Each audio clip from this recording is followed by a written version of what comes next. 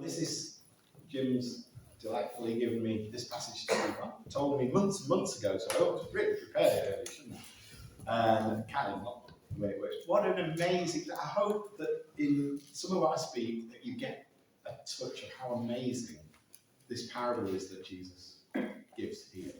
So first of all, let's read it through.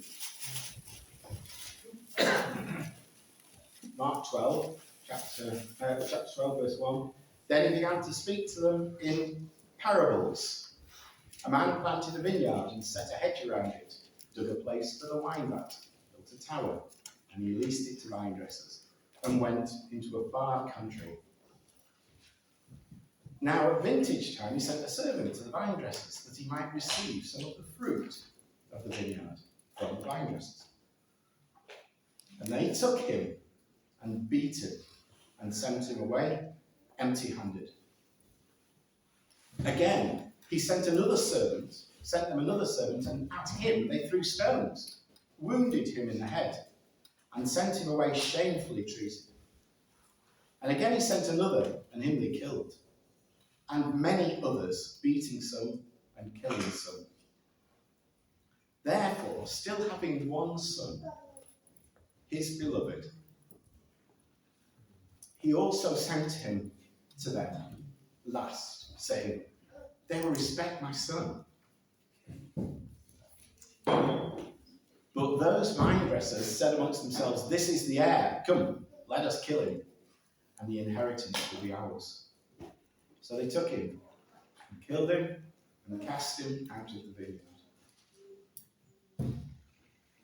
Therefore, what will the owner of the vineyard do? He will come and destroy the vine dressers and give the vineyard to others. Have you not even read the scripture? The stone which the builders rejected has become the chief cornerstone. This was the Lord's doing, and it's marvellous in our eyes. And they sought to lay hands on him, but feared the multitude, for they knew he'd spoken the parable against them. So they left him and went away. Can I, just before I really get started, ask you to look at the three different versions of this that we have in Scripture, and it really only differs from verse 9 here.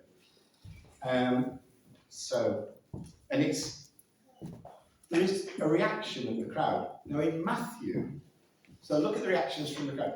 In Matthew, it's okay, Matthew 21:41, it's equivalent to Mark 12, verse 9.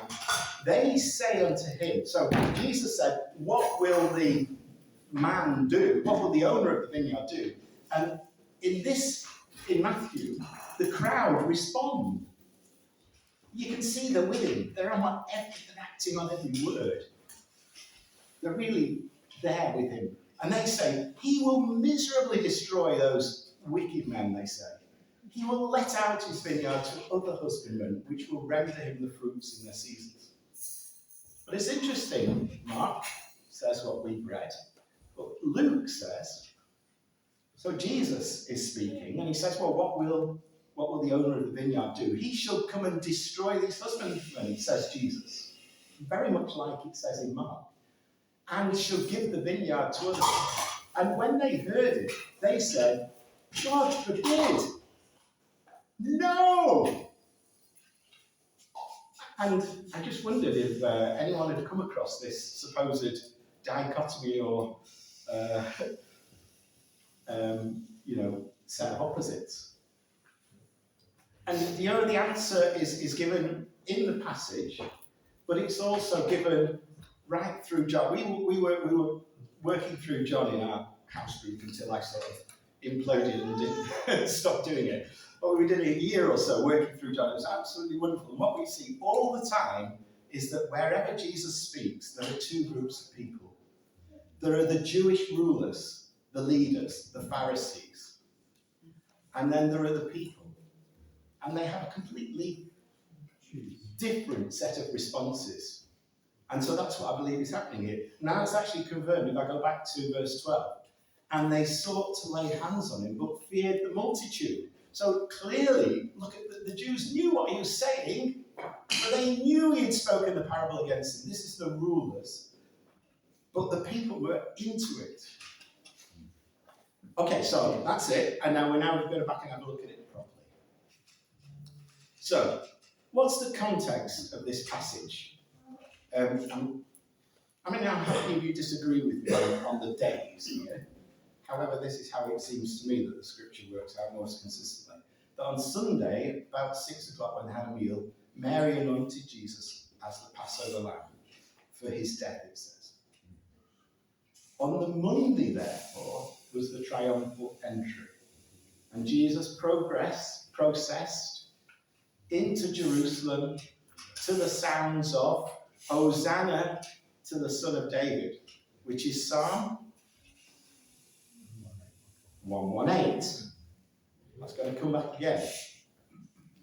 And, of course, they were then welcomed. You see, that's what they did. Psalm 118, the people in Jerusalem used that to welcome the pilgrims who were coming into Jerusalem.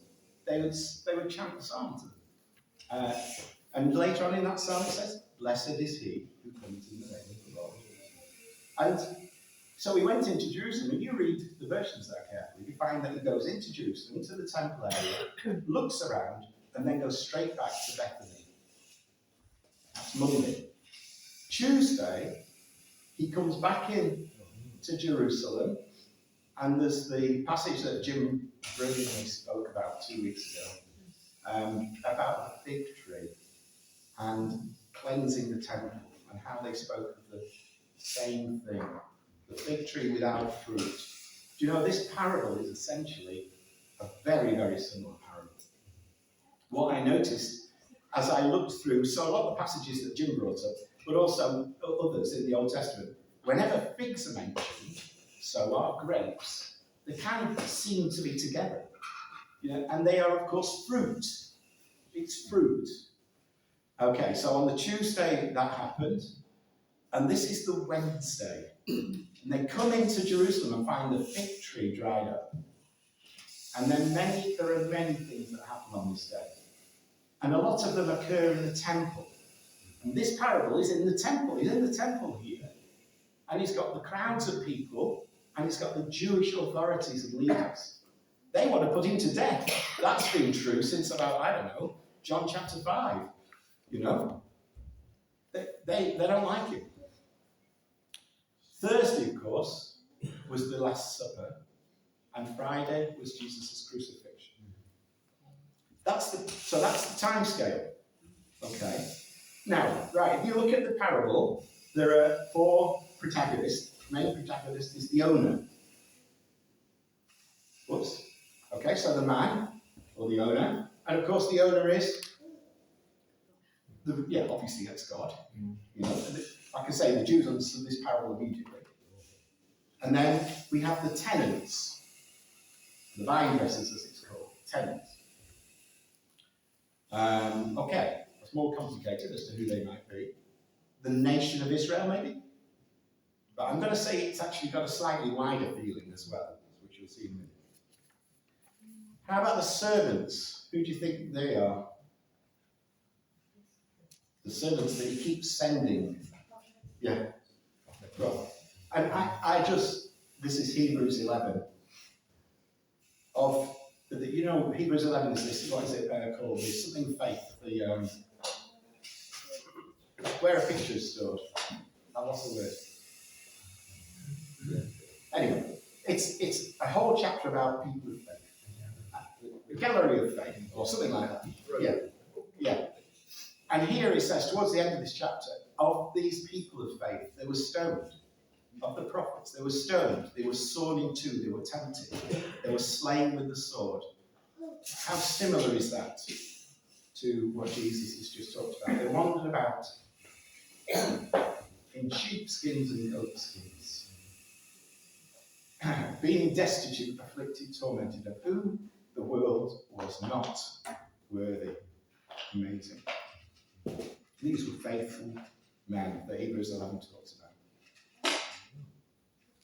And then, of course, finally, the Son, okay, who is, of course, the Son. Right, now, I'm going to ask you this. I'm just going to read this without turning to the next slide. Hang on a minute. A man planted a vineyard and set a hedge around it, took a place for a wine vat and built a tower and leased to vine dressers and went into a far country. Does it remind you of anything?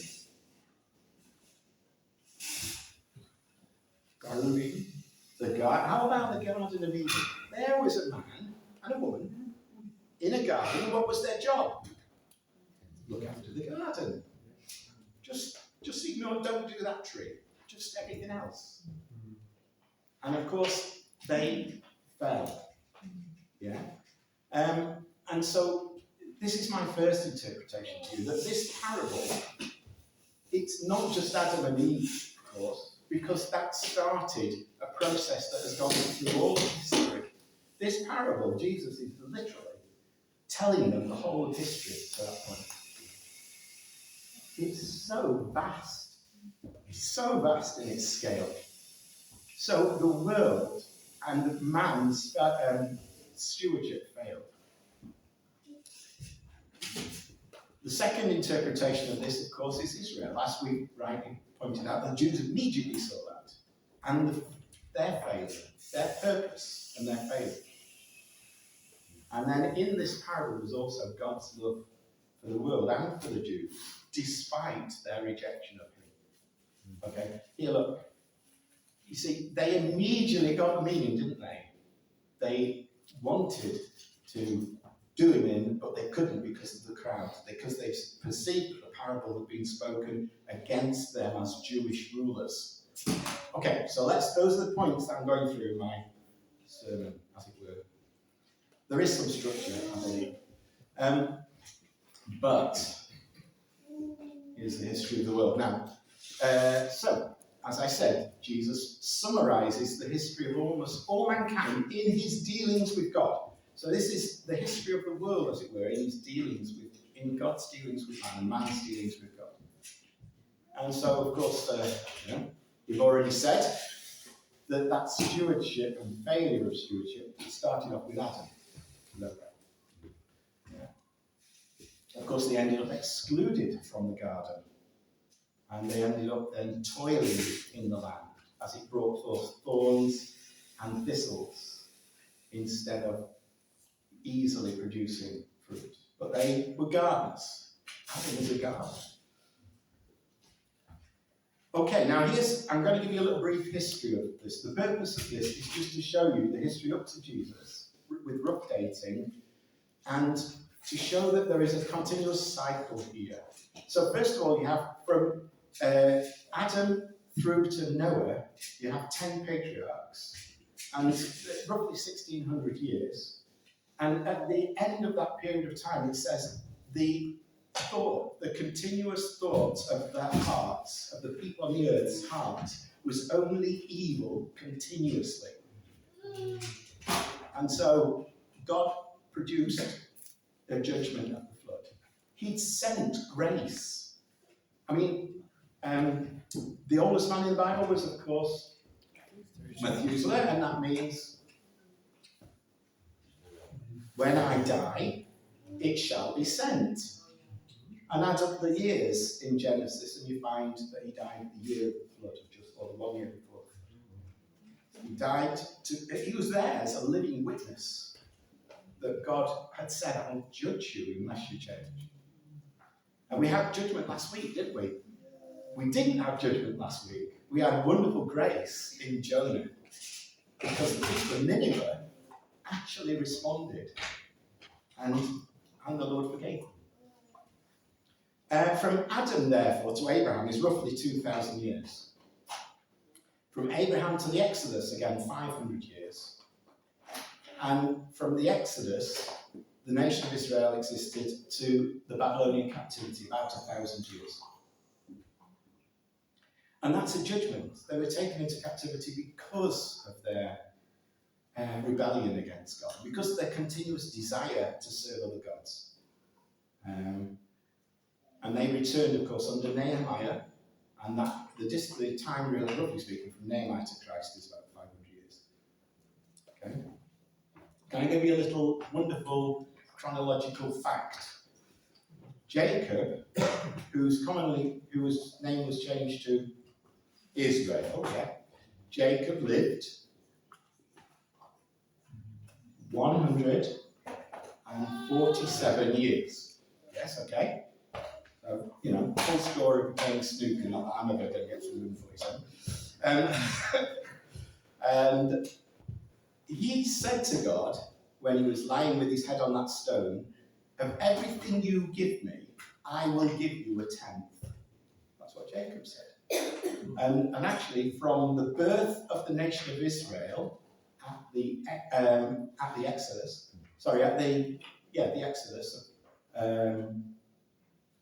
from Egypt to Christ is 1470 years. 10 times 147. Anyway, anyone wants to check that up, you've got a lot of work to do.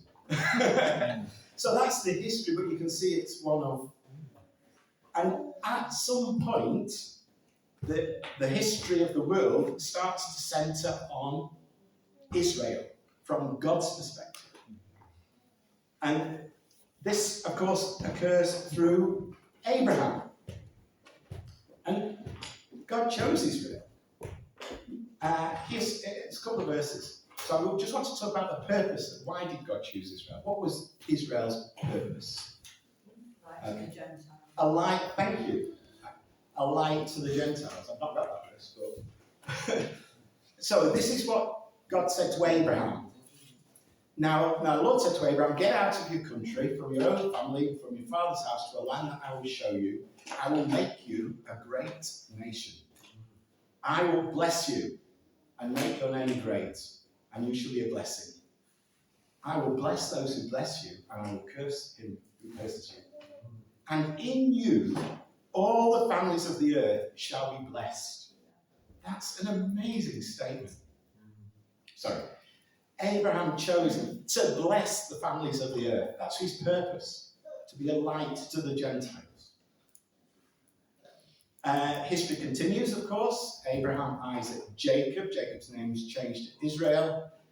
They go through the persecution under Pharaoh and come out of the Exodus. And at the Exodus, you've got really the birth of the Israeli nation. And there they are, a great nation with several million people.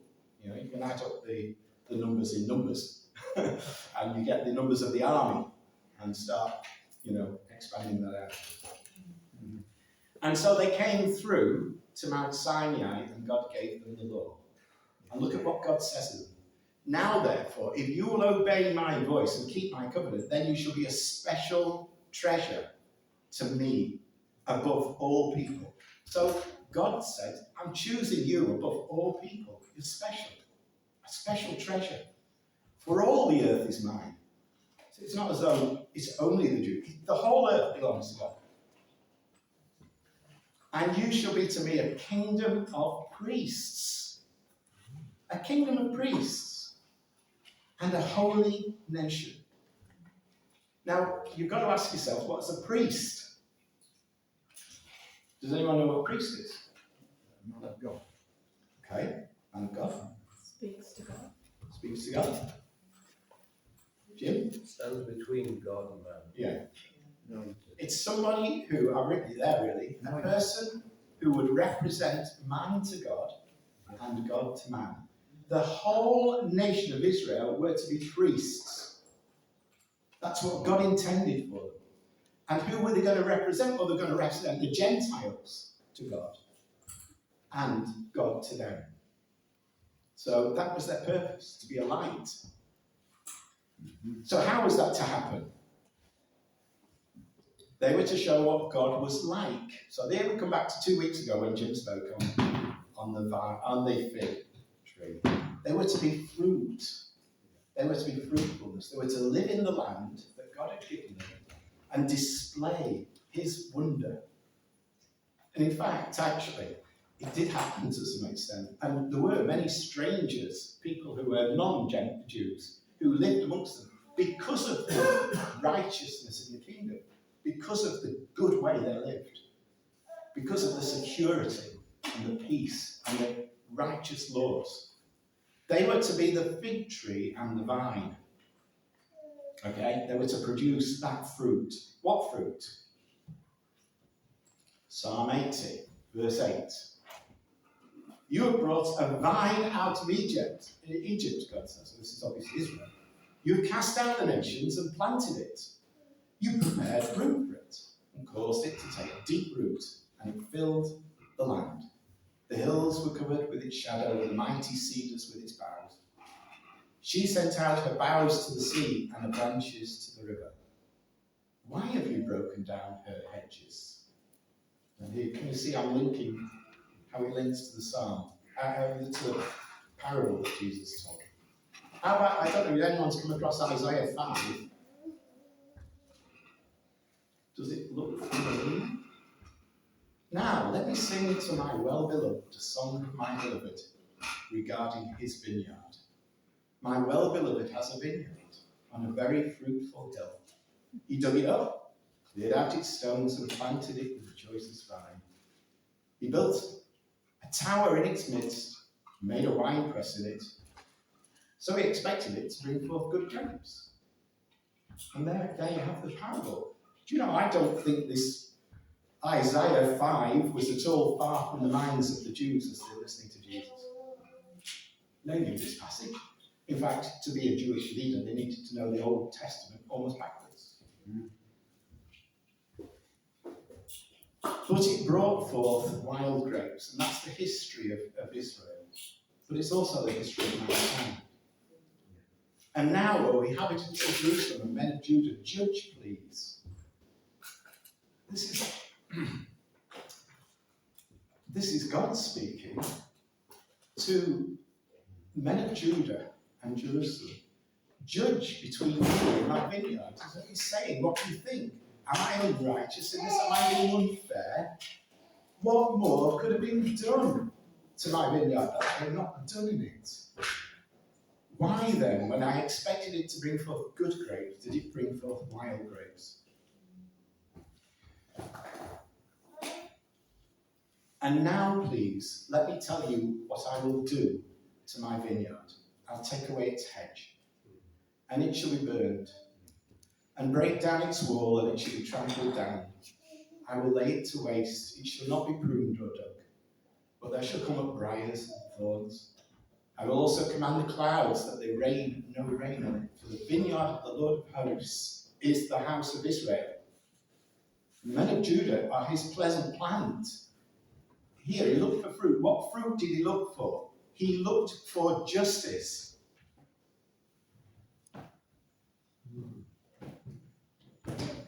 But behold, oppression.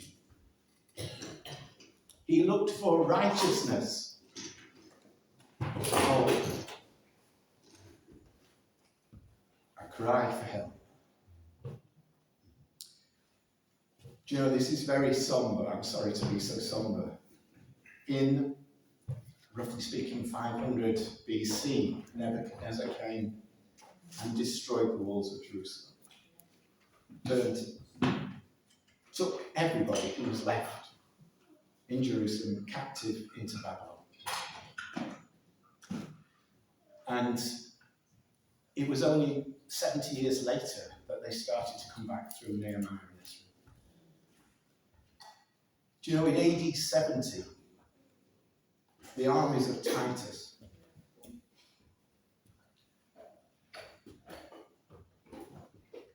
surrounded Jerusalem. And there was a terrible siege, and 1 million people, according to Josephus, over 1 million Jews died in that siege. Many, many were crucified.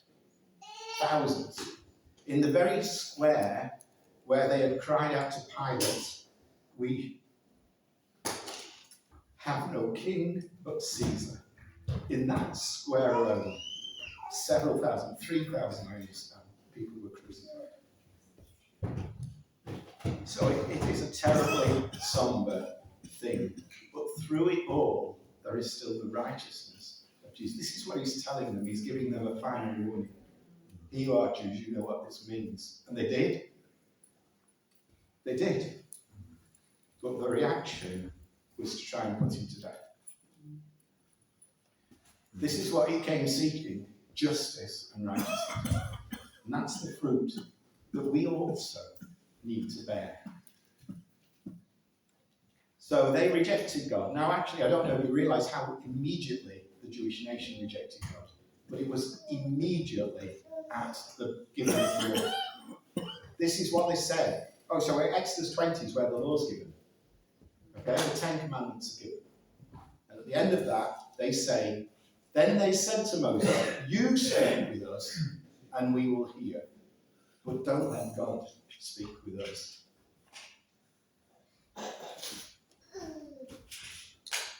He said to Saul, didn't he, Samuel, they've not rejected you, but they rejected God. And this is the first signs of that rejection. They reject being priests because they don't want to listen to God. They're scared of his voice. And they also, actually, I don't know whether willfully, they misunderstood the law because they considered that the law was a set of instructions they could follow. And that is why, later on, as it develops, they, in their legal minds, started to find lovely little loopholes that would suit them through the words. But it was the heart. It's the heart of God. You know, what's it? Thou shalt not steal. God is not, doesn't steal, he gives. Thou shalt not commit adultery. God is faithful.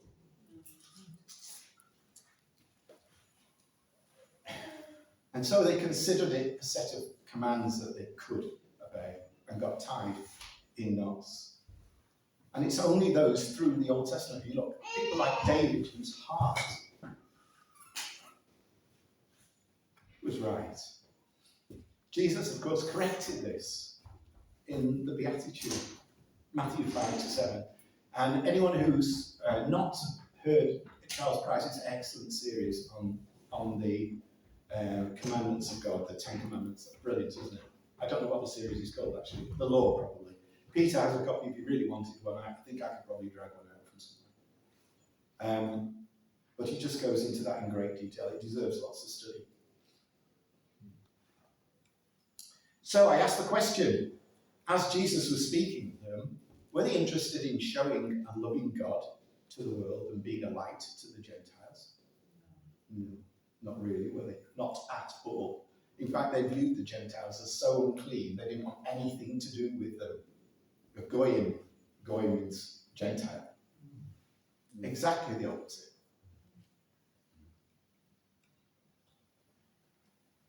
Okay, so we come to the fact that God still loves this people. Yeah. So this is which verse is this? I didn't put the reference there just so you could tell me. John 1. He was in the world. Yeah, and the world was made through him, and the world did not know him. He came to his own. His own didn't receive him. But, this is the grace of God, but as many as received him, whether Jew or Gentile,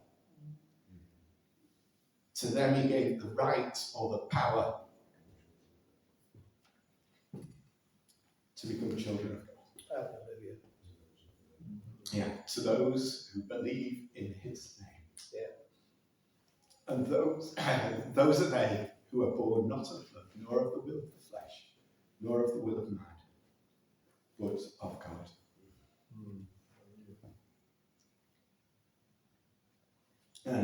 And this word became flesh and dwelt among us, and we beheld his glory.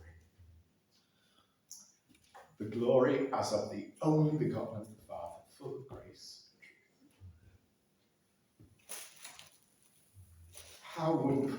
So many responded to Jesus and saw him as the Messiah. So many. So wonderful. But the nation of Israel and its rulers did not. And they rejected him in phases. And he gave them grace and grace again. They kept asking him, by what authority are you doing these things? And he would tell them. And in the end, just before this passage, when he asks what authority they ask him, what authority are you doing these things? Cleansing the temple, what authority? He refuses to tell them. He just said, well, what do you think of John? And they daren't say, John didn't come from God. Sorry, apologies. Now, Psalm 118 has been with us through these 4 days. Just read these verses. The stone, this is verse 22, the stone which the builders rejected has become the chief cornerstone. This was the Lord's doing. It was marvellous in our eyes.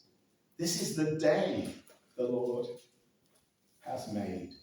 We will rejoice and be glad in it. Save now, or Hosanna. Hosanna, I pray, O Lord, O Lord. I pray, send prosperity. Blessed is he who comes in the name of the Lord. Hallelujah.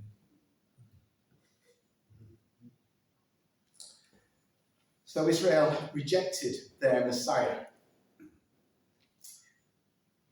And therefore, as a nation, we're talking about a nation, not an individual person. A nation, they entered a period of judgment, not culminate, well, obviously in AD 70 there was massive judgment, and then the whole of the nation of Israel were then taken across the world, spread right through the world, and everywhere they went they were persecuted. Ultimately, of course, ending in Nazi Germany and the Holocaust. And in 1948 they returned and became an accepted nation in the land they were being given. But look at what Jesus said later that day in Matthew 23. I'm not sure I'll even be able to read this. O Jerusalem, Jerusalem, the one who kills the prophets and stones those who were sent to her. You know, but we go back, don't we, to the parable. How often I wanted to gather your children together as a hen gathers her chicks under her wings, but you were not willing. And then this appalling statement. See, your house is left to you desolate. For I say to you, you shall see me no more till you say, blessed is he who comes in the name of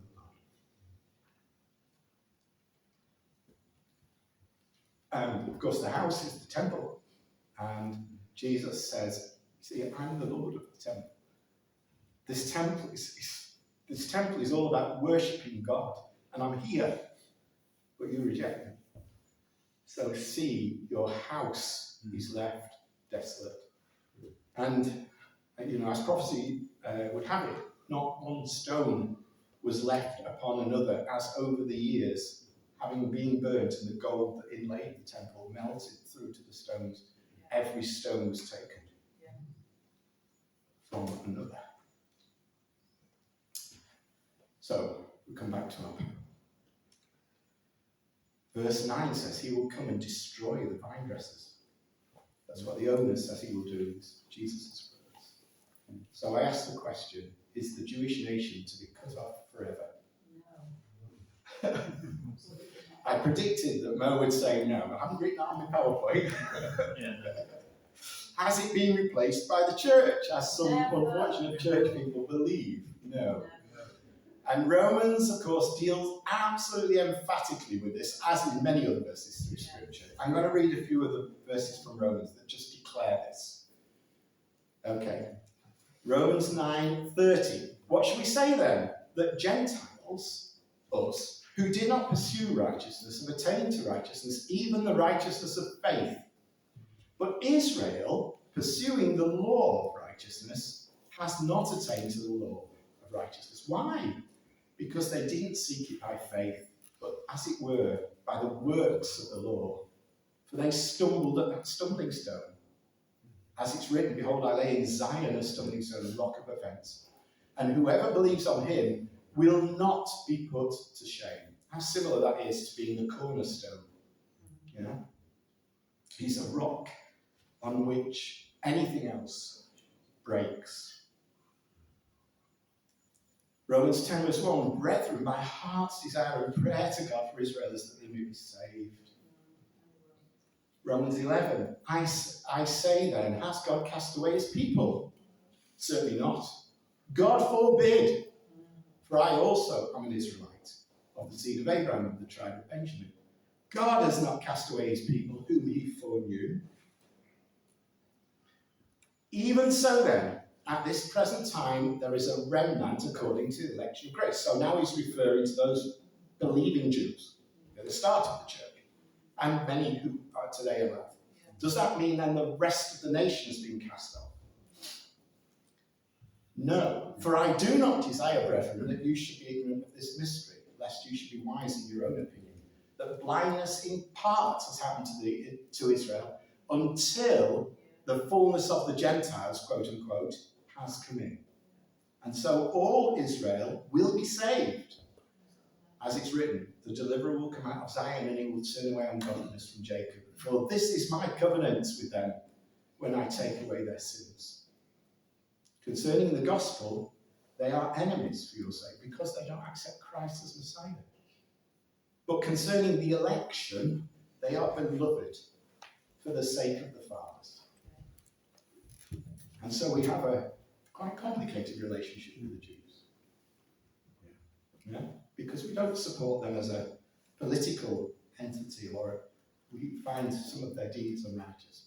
But we support them because God loves them and they're still a chosen people. And one day that fig tree will bloom again. Oh, sorry, that last bit. For the gifts and calling of God are irrevocable.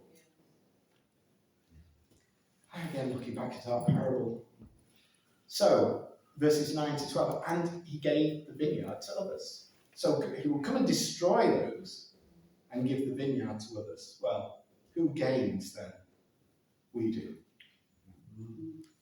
This is what Jesus said just shortly before his death, after the Last Supper. John 15. I am the true vine, and my Father is the vine dresser.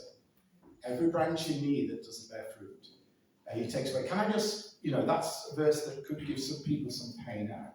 The word is arrow, and it can be translated takes away. It can also be translated lifted up. Yeah. And I believe makes more sense, because when a vine struggles, the vine dresser lifts up those branches to let the sap flow. And every branch that bears fruit, he prunes, so that it may bear more fruit. You are already clean because of the word which I've spoken to you. Abide in me, and I in you. As the branch cannot bear fruit of itself unless it abides in vine, neither can you unless you abide in me.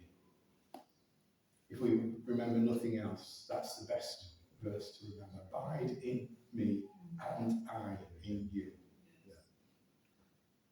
He who abides in me and I in him bears much fruit. For without me, you can do nothing. So Jesus is this chief cornerstone. He is the vine of which we are branches. And that's the message of that parable. That there is grace still to come as the cornerstone is relaid. So, here we are. Now, the Jews were criticised in many, many of the prophetic passages. One was Micah, but I just love this verse, which is here. You can all read it. Oh, it's behind there. And what do I say to you, O man? What's the summary of it all? What does the Lord require of you but to do justly? This is to the Jews. Micah is split into three parts where he criticises and judges them, and then this end part, he comes to showing them that there is grace still. Do justly, to love mercy, and to walk humbly with your God. I think we could also take that verse to be for ourselves. And this verse, John 15, verse 4, abide in me. Jim brought the acronym ACTS to his last talk. And you remember, A stands for adoration. I sort of stopped there.